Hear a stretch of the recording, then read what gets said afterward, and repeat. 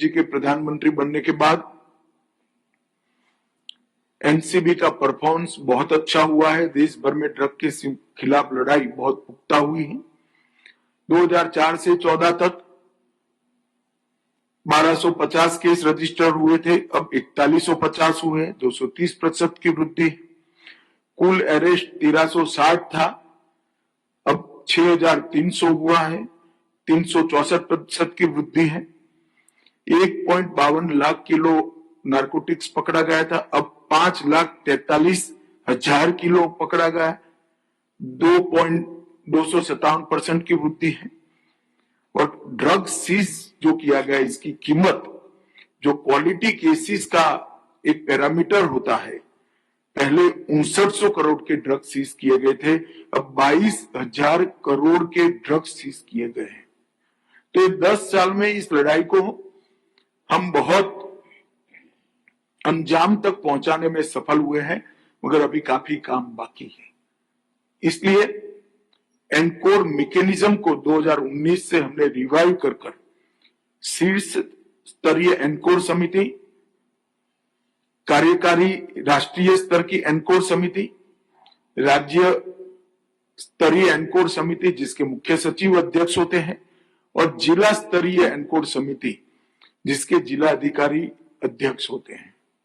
ये चारों एनकोर के माध्यम से इसकी रेगुलर बैठक से ही हम आगे बढ़ सकते हैं।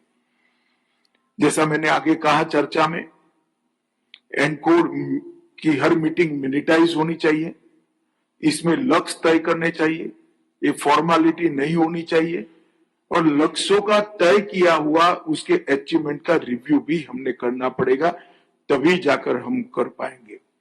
मानस पोर्टल अभी अभी इंट्रोड्यूस किया गया है, उसका उपयोग करना चाहिए। कैपेसिटी बिल्डिंग के लिए आईगोट का उपयोग करना चाहिए, और ढेर सारे कार्यक्रम सोशल जस्टिस मिनिस्ट्री के माध्यम से चलाए जा रहे हैं, इसका भी उपयोग करना चाहिए। फाइनेंशियल इन्वेस्टिगेशन के लिए भारत सरकार की एजेंसियों की मदद कुछ अंतरराज्यीय केसों में, अंतरराष्ट्रीय केसों में जरूर राज्य ले सकता है, हम पूरी मदद करेंगे। और कुछ अंतरराज्यीय और अंतरराष्ट्रीय केस एनसीबी को अगर आप सौंपते हैं तो भी ये स्वागत योग्य इसलिए है क्योंकि आपकी इन्वेस्टिगेशन की मर्यादा के बियॉन्ड अगर केस का रीच है तो एनसीबी उसको कर पाएगा। जैसा मैंने पहले कहा, पीट एनडीपीएस का उपयोग यहां पर बढ़ाना चाहिए, इससे बड़ी नार्कोटिक्स को रोकने में हमें सफलता मिलेगी।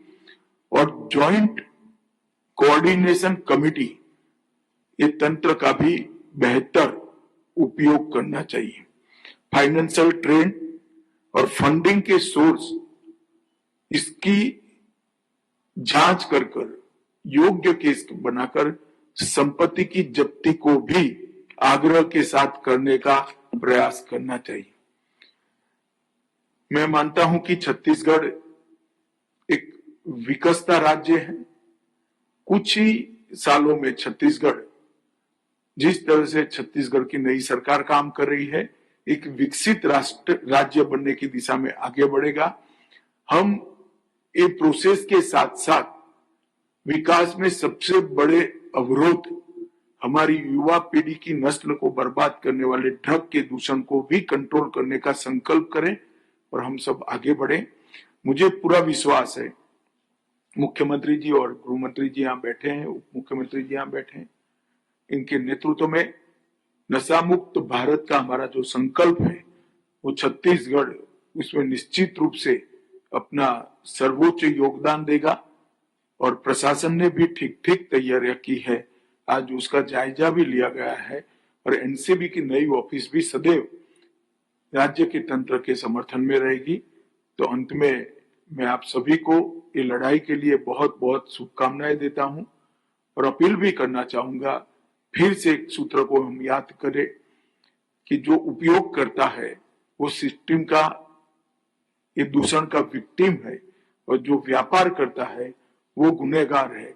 इस सूत्र को हम ध्रुव वाक्य बनाकर आगे बढ़े, यही मेरी आप सबसे विनंती है। वंदे मातरम। धन्यवाद महोदय। हृदय की गहराइयों से आज के माननीय मुख्य अतिथि महोदय का आभार कि आपने अपने व्यस्तम कार्यक्रम से ये समय निकाला इस महत्वपूर्ण बैठक के लिए। साथ ही आभार है माननीय मुख्यमंत्री, उप मुख्यमंत्री छत्तीसगढ़, केंद्रीय गृह राज्य मंत्री और सभागार में उपस्थित केंद्र एवं राज्य सरकार के विभिन्न विभागों से आए सभी गणमान्य अधिकारियों का बहुत बहुत धन्यवाद। हमसे जुड़े रहने के लिए हमारे YouTube चैनल को सब्सक्राइब करें और नई वीडियो की नोटिफिकेशन के लिए बेल आइकॉन को दबाएं।